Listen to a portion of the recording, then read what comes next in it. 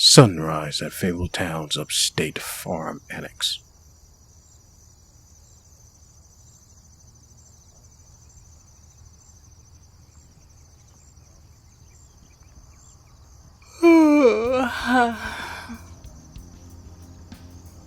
Good morning, Miss Red.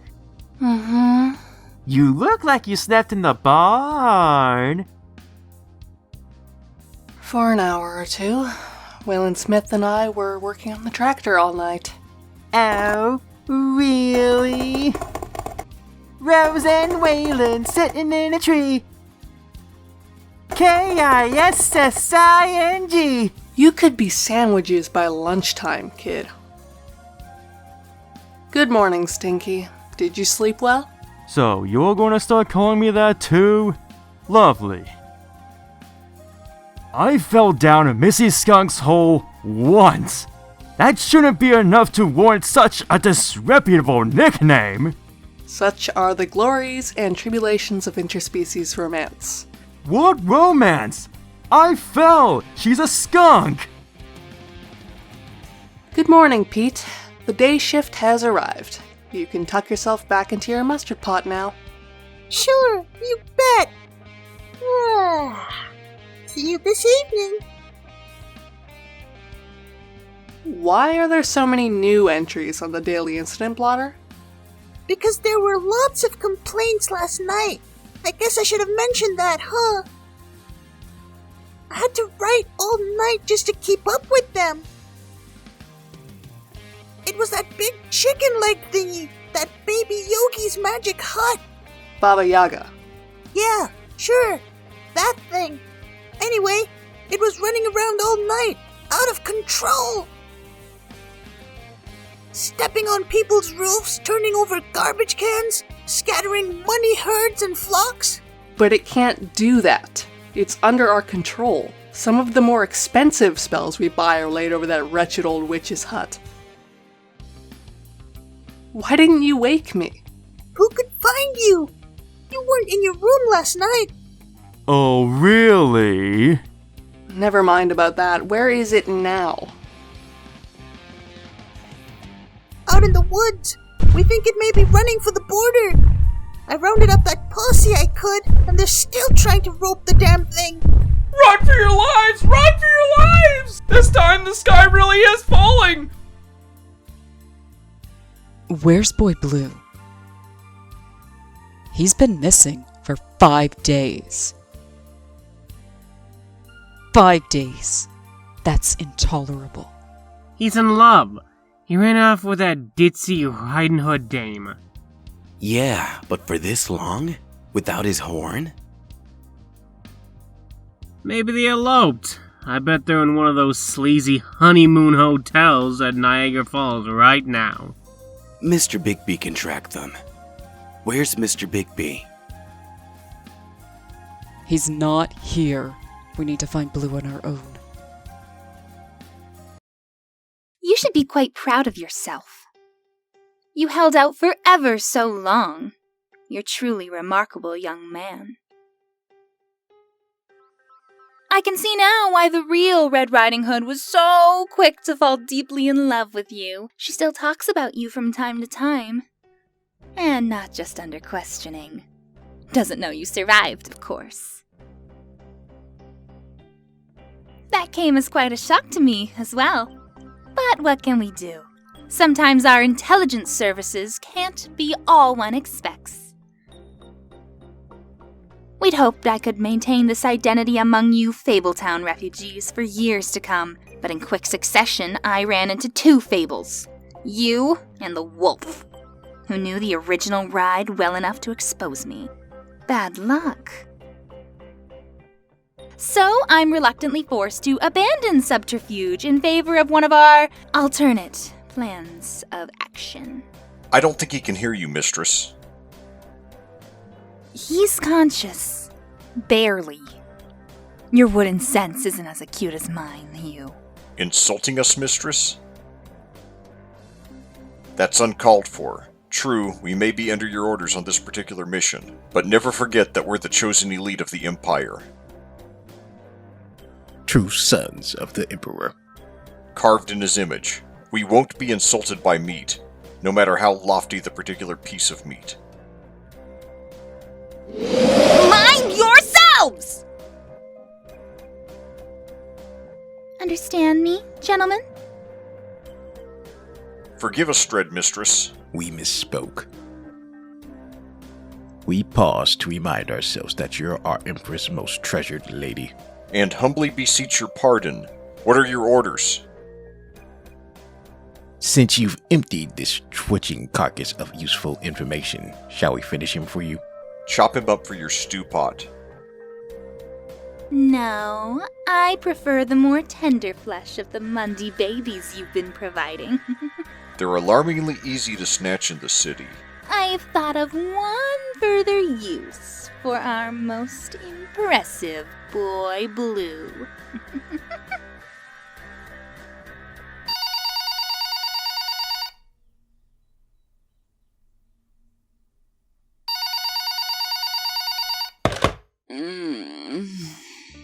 Hello? They're all dead, Snow. Who is this?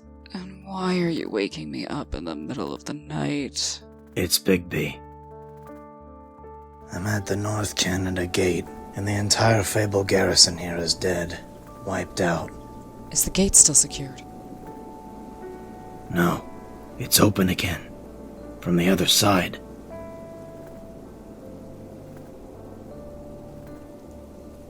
And judging by the tracks in the snow, there's been lots of traffic through it. At least 3 different trucks backed up to the cave entrance to load whatever it is they've brought in. Snow, you need to prepare for the worst. An invasion. Crash Fabletown now.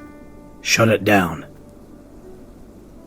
Inside my office, in the safe under my desk, you'll find the emergency procedures file. What about you?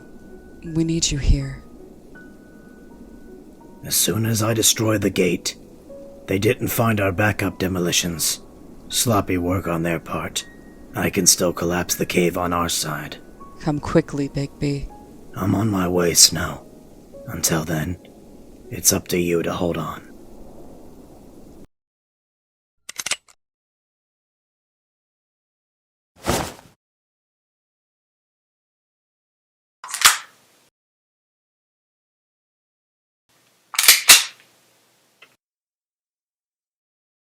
Ready, brothers? I'm positively aquiver with anticipation, brother. It is my fondest desire to bust a host of caps into multitudes of fleshy percentages. What's this? I go out of town for a few days and the whole place goes bugfuck crazy? What this is, Cinderella, is a full security lockdown. We're in crash mode, ladies and gentlemen. We've practiced this several times in the past. Not since we're still an English colony and our close neighbors in number in the millions. How could we possibly hide this from the Mundys? I don't remember what we're supposed to do in an invasion. Do you? Does anybody? Oh dear, this is terrible. First thing we need to do is suspend all elections. Where's Bigby? Wasn't he always in charge during the past war game drills? Fine. So we got complacent. When the adversary didn't invade in the first years, we foolishly began to believe he never would. But we're not being attacked this very second. We've got time to prepare. We're not helpless, and we aren't going to lose our heads. Now listen up for your assignments. We've got to get through this quickly so I can get up to the 13th floor for a meeting with the Witches' Council. First, the following people will man the phones, coordinating preparations with the farm.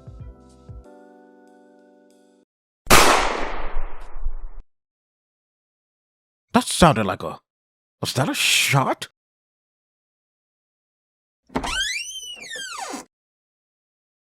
They're back! You didn't believe me, and now they're back, and they shot Trusty John! See? These are the freaks who beat the shit out of me! Stay back. We're not here to cause trouble. Not this trip. We didn't even kill your meathead doorman, as we could have when he tried to impede us.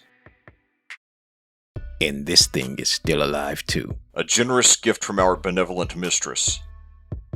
Blue! Proof of our peaceful intent. What have you monsters done to him? Don't insult us, woman. After all, he's just more disposable meat, eventual food for grubs and worms. We're here to deliver a message, a very important letter. Stand back and listen with appropriate silence and awe. To our subjects in Fabletown and throughout the mundane world, greetings from your Emperor. My God, the adversary! Like the prodigal's father, our love for you endures without ceasing, with measureless charity. We long for the day when you're gathered back into our bosom.